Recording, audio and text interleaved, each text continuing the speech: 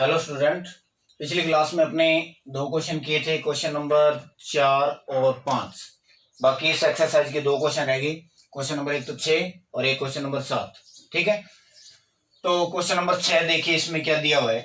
भी आपके पास एक फलन है एफ आर से आर में परिभाषित है और एफ एक्स का जो मान है वो दिया हुआ आपको कोस एक्स प्लस 2 हो, तो आपको ये बताना है भी एफ इनवर्स विद्यमान है या नहीं। अगर विद्यमान है तो एफ इनवर्स आपको निकालना है। ठीक है, तो सबसे पहले देखिए दिया हुआ क्या है, एफ एक्स आपको दिया रखा है, ए से बी में परिभाषित है। एफ एक्स का मान जो है वो है कोस एक्स प्लस 2। ठीक है, तो इस जो फलन है, सॉरी ए से बी नहीं, अभी आर से आर है, आर से आर है।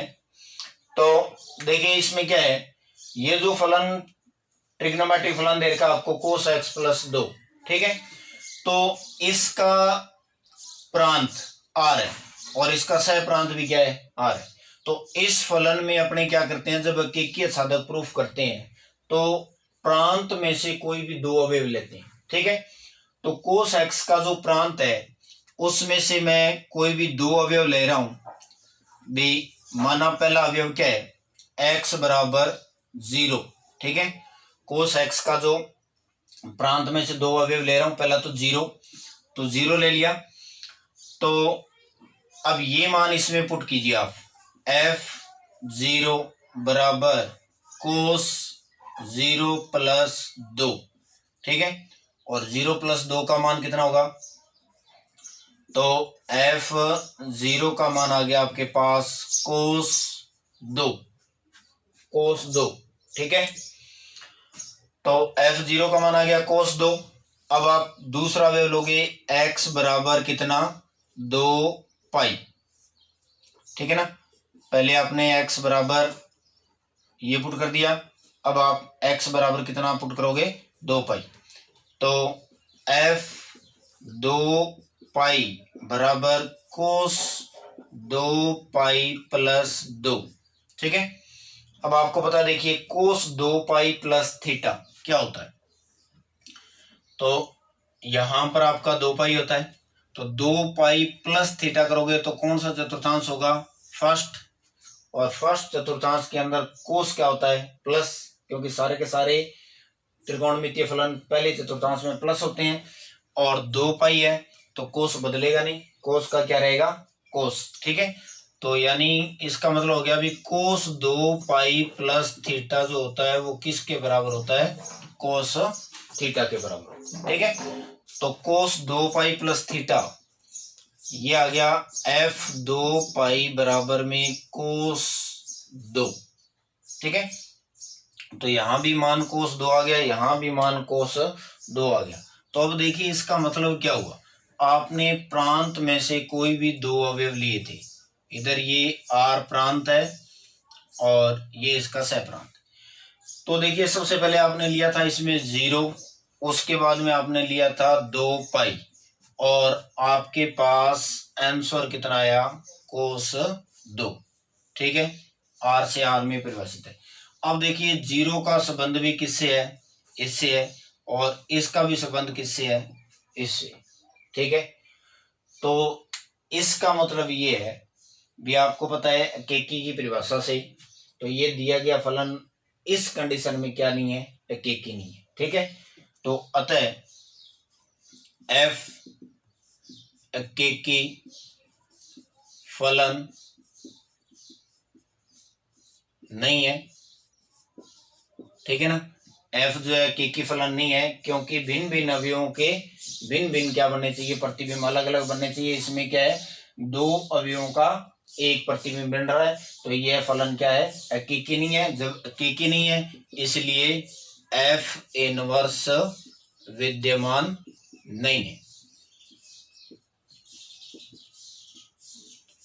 तो इस क्वेश्चन में f इनवर्स विद्यमान नहीं है। ठीक है भाई, तो ये आपका था क्वेश्चन नंबर 6। सिंपल सा क्वेश्चन था भी, आपको एफ एक्स का मान दे रखा है x प्लस 2 और f इनवर्स विद्यमान है या नहीं है तो बताना था। तो आपने क्या कर लिया, इसमें फलन में ये जो प्रांत है, इस प्रांत में से कोई भी दो अवयव, कोस का जो प्रांत है उसमें से दो अवयव ले लिए पहला मैंने ले लिया 0, दूसरा ले लिया 2 पाई। पहले 0 लिया तो कोस 2 आ गया, फिर 2 पाई लिया तो भी कितना आ गया, 2 आ गया। इसका मतलब है भी इन दो अवयवों का एक ही प्रतिबिंब है, तो एक प्रतिबिंब है, तो यह फलन क्या नहीं है, एकेकी नहीं है। जब एकेकी नहीं है तो इसका मतलब इसका एफ इनवर्स विद्यमान नहीं है। ठीक है, अब आगे देखिए क्वेश्चन नंबर 7, एफ इनवर्स ज्ञात कीजिए यदि विद्यमान हो जबकि एफ ए से बी, जहां 3 पार्ट है इसके अंदर। पहला पार्ट है ए 0, -1, -3 और 2, ये सेट ए की अवयव है। सेट बी की अवयव है -9, -3, 0 और 6, और आपको क्या दिया हुआ है एफ एक्स का मान 3x। ठीक है, तो देखिए इसमें सबसे पहले जो दिया गया है वो लिखिए, भी आपको दिया हुआ क्या है। तो इस क्वेश्चन में गिवन है आपके पास एक तो सेट ए है जिसके अवयव है 0, -1, -3 और 2। एक सेट बी है जिसके अवयव है -9, -3, 0 और 6। ठीक है, और एफ एक्स का मान दे रखा है आपको 3x। तो एफ इनवर्स इसमें विद्यमान है या नहीं है ये ज्ञात करना है। तो सबसे पहले एफ इनवर्स अपने देखेंगे, ये 3 सेट दे रखे हैं, तो आप डायरेक्ट देख सकते हो एफ इनवर्स कैसे। क्रमिक युग्म के अंदर सबसे पहले अपने क्या निकालेंगे, एफ निकालेंगे। ये जो फलन एफ दे रखा है इसका इनवर्स निकालने के लिए देखिए एकेकी चेक करते हैं पहले।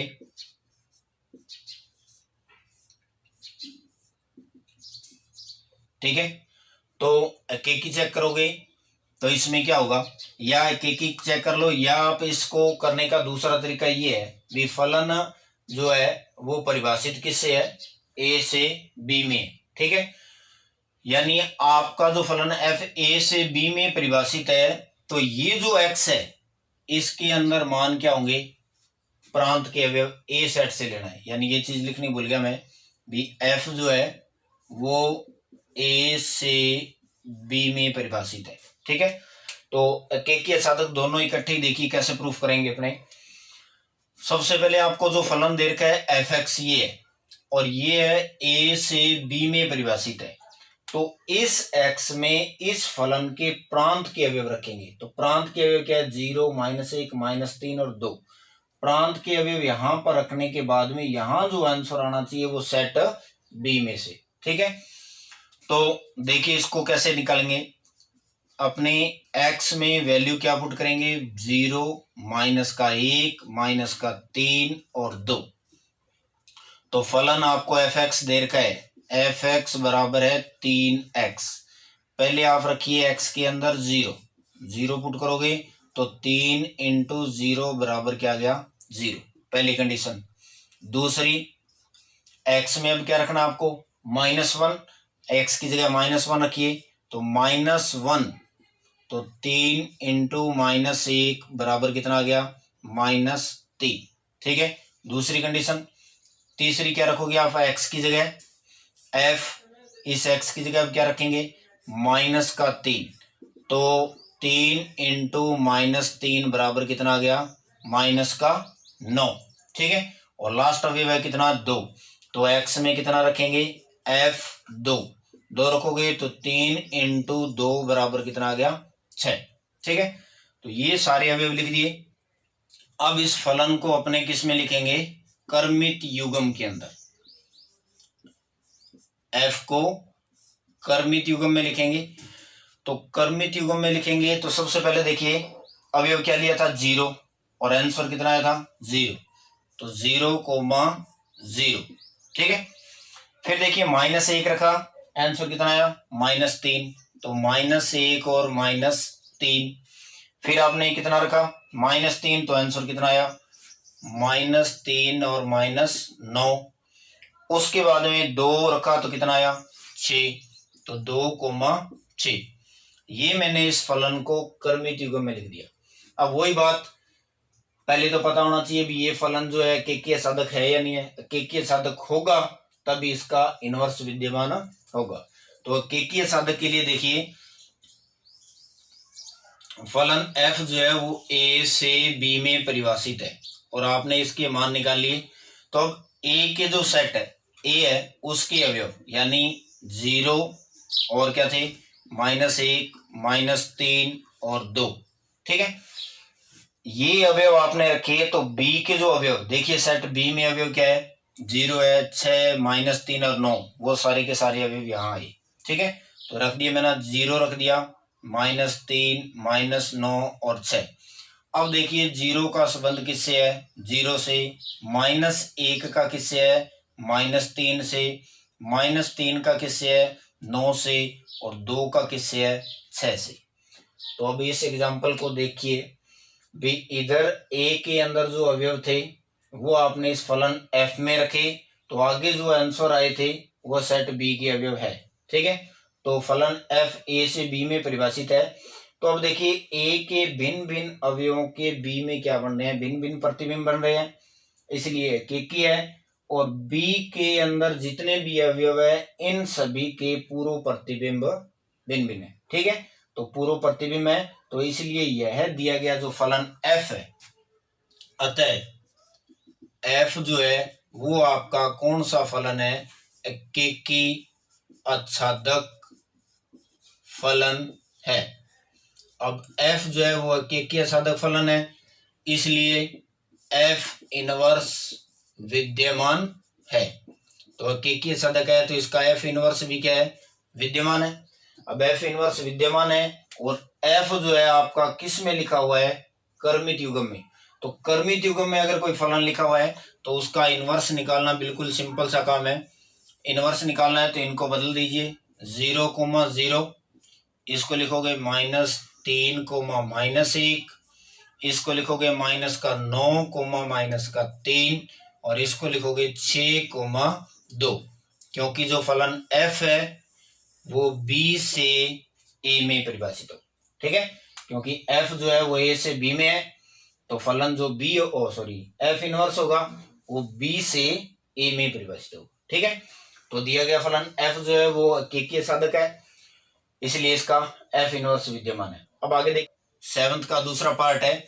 ए दे रखा है आपको 1 3 5 7 9, बी में वे 0 1 9 25 49 और 81 और एफ एक्स का मान दिया है एक्स के। तो वही बात इसमें सबसे पहले देखिए दिया क्या है, जो वैल्यू आपको दे रखी है वो लिखिए आपको क्या क्या दिया हुआ है। तो दिया इसमें एक तो सेट ए है जिसके अवयव है 1 3 5 7 और 9, 1 3 5 7 9। बी के अंदर 0 1 9 25 49 और 81, ठीक है। और एफ ए से बी में और एफ एक्स का मान दिया हुआ आपको एक्स के। तो 7th का दूसरा पार्ट है एफ इनवर्स ज्ञात कीजिए यदि विद्यमान हो जबकि एफ जो है ए से बी में परिभाषित है। ए जो है उसका मान है 1 3 5 7 9, बी में अवयव आपको दे रखे हैं 1 0 1 9 25 49 और 81, ठीक है।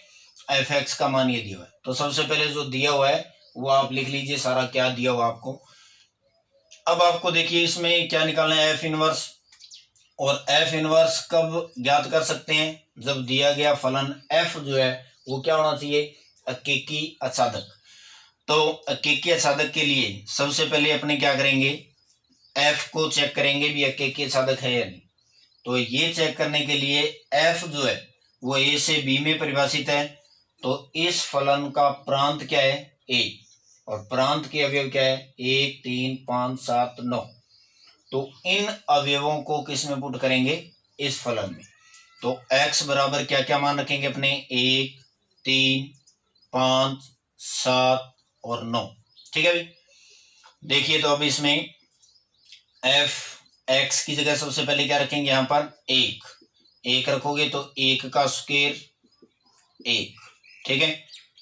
दूसरी वैल्यू कितना रखोगे 3, इस x में 3, तो f 3 का मान 3 की स्क्वायर 9। उसके बाद f 5 रखोगे तो कितना आएगा 5 का स्क्वायर 25, उसके बाद f 7 रखोगे x की जगह, तो 7 का स्क्वायर 49, और लास्ट वैल्यू f x की जगह कितना रखेंगे 9, x की जगह 9 रखोगे तो 9 का स्क्वायर कितना आ गया 81। ठीक है, अब देखिए इस फलन को आप किस में लिखिए, क्रमित युग्म के अंदर। तो क्रमित युग्म में लिखो, तो क्रमित युग्म में f हो जाएगा आपका, जब आपने वैल्यू 1 रखी तो आंसर कितना है 1, तो 1,1, 3 से 9 तो 3,9, उसके बाद में 5 और 25, उसके बाद में 7 और 49, और उसके बाद में लास्ट 9 और 81। ठीक है, ये मान आ गया आपके पास। अब अपने को ये देखना है भी दिया गया फलन जो है वो एकेकीय साधक है या नहीं। तो एकेकीय साधक समझने के लिए देखिए इधर, ये मान लीजिए आपके पास सेट ए के जो अवयव है वो लिए थे आपने, क्या थे 1, 3, 5, 7 और 9, ये सेट ए है। सेट बी के अवयव क्या है 0, 1, 9, 25, 49 और 81। ठीक है, तो फलन f। अब देखिए 1 का संबंध है 1 से, 3 का संबंध 9 से, 5 का 25 से, 7 का 49 से और 9 का 81 से। तो इस एग्जाम्पल से स्पष्ट है भी सबसे पहले तो फलन जो f है वो क्या है एकेकी है। लेकिन अब यहां पर देखिए जो जीरो अवयव है, जो अवयव 0 है, इसका a में कोई भी पूर्व प्रतिबिंब नहीं बन रहा, यानी इस अवयव का इधर किसी के साथ में संबंध नहीं है। अब संबंध नहीं है तो इसका मतलब है भी ये दिया गया फलन एकेकी तो है बट आच्छादक नहीं है। अब आच्छादक नहीं है तो इसका मतलब है ये एकेकी आच्छादक नहीं होगा। ठीक है, अकेला एकेकी होने से कुछ नहीं होता, दोनों होना चाहिए, एकेकी भी होना चाहिए और आच्छादक भी होना चाहिए। तो ये फलन एकेकी तो है बट क्या है आच्छादक नहीं है। आच्छादक नहीं है तो इसलिए ये जो पूरा फलन f है वो एकेकी आच्छादक नहीं है। ठीक है, तो ये अपने यहां लिखेंगे भी, अतः f क्या नहीं है एकेकी आच्छादक, एकेकी आच्छादक नहीं है। अब एकेकी आच्छादक नहीं है तो इसलिए f इनवर्स विद्यमान नहीं है, इसलिए इसका भी f इनवर्स भी विद्यमान नहीं होगा। क्योंकि f इनवर्स विद्यमान कब होगा जब ये फलन एकेकी आच्छादक दोनों होना चाहिए। तो ये एकेकी तो है बट आच्छादक नहीं है। ठीक है भाई, ये इसका पार्ट नंबर 2 था। अब आगे, अब देखिए 7th का पार्ट नंबर 3 है। सेट ए बराबर सेट बी बराबर क्या दे रखा है r, यानी ए जो सेट है इसके अवयव वास्तविक संख्या r, बी जो है इसके अवयव भी क्या है वास्तविक संख्या r है। एफ एक्स का मान दे रखा आपको x की पावर 3, और f जो है वो a से b में परिभाषित है, और एफ एक्स का मान क्या दे रखा है x की पावर 3 दे रखी है। तो वही बात इसमें आपको देखो f इनवर्स विद्यमान है या नहीं। तो ये चेक करने के लिए अपने सबसे पहले इसको एकेकी चेक करेंगे। तो एकेकी चेक करेंगे तो अपने मानेंगे दो अवयव, माना x1, x2 belongs to r। क्योंकि अब देखो सेट ए और बी के मान नहीं दे रखे आपको, अगर मान दिए होते तो जैसे पीछे वाला पॉइंट किया था अपने सेकंड पॉइंट इसका, वैसे अपने सीधे x के अंदर वैल्यू पुट करके और उसको चेक कर सकते थे। ठीक है, अब r है तो r में तो कोई भी वैल्यू हो सकती है, इसलिए आप x1 और x2 यानी दोनों बिलोंग करते हैं किसमें r में से। तब क्या होगा f x1 जो है वो किसके बराबर लेंगे f x2 के बराबर। ठीक है, तो f x1 का मान इस x में क्या पुट कर दो x1, तो x1 की पावर 3 बराबर x2 का मान निकालना है, तो x2 की पावर भी कितनी हो जाएगी 3, यानी x1 के लिए यहाँ पर x1 पुट कर दिया और x2 के लिए दोनों जगह x2 पुट कर दिया। ठीक है, अब देखिए अगर दोनों इक्वल है ये, और अगर इनका घात बराबर है तो इनका आधार भी क्या है बराबर, तो x1 बराबर आपके पास क्या आ गया x2। अब x1 बराबर x2 है तो इसका मतलब ये हुआ, अतः f जो है वो आपका क्या है एकेकी फलन है। अब ये जो फलन है आपका क्या है, केकी है। अब दूसरी चीज अपने चेक करेंगे आच्छादक। तो आच्छादक के लिए अपने एक अवयव लेंगे y, किसमें से, सहप्रांत में से, ठीक है। y जो है वो अवयव सेट B में से लेना है और B जो है आपका वो क्या है, R है। तो R में से आपने एक अवयव ले लिया, तो इसका मतलब हो गया भी f(x) जो है बराबर y, यानी जो अवयव आपने y लिया है उसको फलन f(x) के बराबर रखना है। और बराबर रखने के बाद यहां से अगर अपने x की वैल्यू निकालेंगे तो x की वैल्यू क्या आएगी, f इनवर्स y। ये आपकी है समीकरण नंबर 1, ठीक है। अब देखिए यहाँ f(x) बराबर y है और f(x) का मान आपको सवाल में दे रखा है x की पावर 3 बराबर y। तो x बराबर ये पावर 3 अगर हटेगी तो उधर कितनी जाएगी, पावर 1/3। अब देखिए x बराबर y की पावर 1/3 और y क्या है, r, वास्तविक संख्या r है। तो यहाँ पर कोई भी वास्तविक संख्या रखोगे और उसकी घात 1/3 करोगे तो यहाँ जो आंसर आएगा वो भी किस में बिलोंग करेगा, r में बिलोंग करेगा। यानी ठीक है, x जो है वो प्रांत का अवयव है और प्रांत जो है वो क्या आपकी वास्तविक संख्या है। तो इसका मतलब है भी y के अंदर सहप्रांत का अवयव रखेंगे तो यहाँ पर जो आंसर आएगा वो भी क्या आएगा, कोई वास्तविक संख्या आएगी, ठीक है। तो वास्तविक संख्या आएगी तो इसका मतलब ये हो गया, अतः f जो है वो आपका क्या है, आच्छादक फलन है। ये जो f है वो क्या हो गया आपका, आच्छादक है। अब देखिए ये फलन है, केकी भी हो गया और आच्छादक भी हो गया, इसलिए f केकी आच्छादक, f जो है केकी आच्छादक फलन है। अब केकी आच्छादक फलन है, इसका मतलब आप अतः f इनवर्स विद्यमान है, यानी इसके अंदर आप क्या निकाल सकते हो, f इनवर्स ज्ञात कर सकते हो, ठीक है। अब f इनवर्स ज्ञात करने के लिए क्या करेंगे, ये समीकरण नंबर 1 है, इसको समीकरण नंबर आप 2 दे दीजिए। तो समीकरण 2 से x का मान जो क्या है, x बराबर y की पावर 1/3। अब समीकरण 1 से देखिए x का मान f इनवर्स y, वो x की जगह पुट कर दीजिए, f इनवर्स y बराबर y की घात 1/3। समीकरण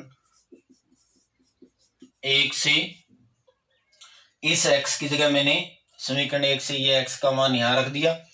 अब देखिए आपको f इनवर्स x का मान निकालना है तो y की जगह आप क्या रख दीजिए, x। तो x की पावर 1/3, ये आ गया आपके पास f इनवर्स x, ठीक है। तो क्वेश्चन नंबर 7 था, इसके 3 पार्ट थे। तो तीनों में पहले आपको चेक करना था भी केकी साधक है या नहीं है, तो केकी साधक होगा तभी उसका f इनवर्स विद्यमान होगा, ठीक है। तो ये 1.2 एक्सरसाइज कंप्लीट है आपकी। अब इसके अपने 3 टॉपिक हो गए प्रथम एक्सरसाइज के, और सॉरी इस पहले चैप्टर के। अब आगे 2 टॉपिक और रह गए इसके, वो दोनों टॉपिक अपने आगे करेंगे। तो आगे वाली क्लास में अपने इसका 4th टॉपिक पढ़ेंगे, ठीक है। तब तक के लिए धन्यवाद भी, थैंक यू।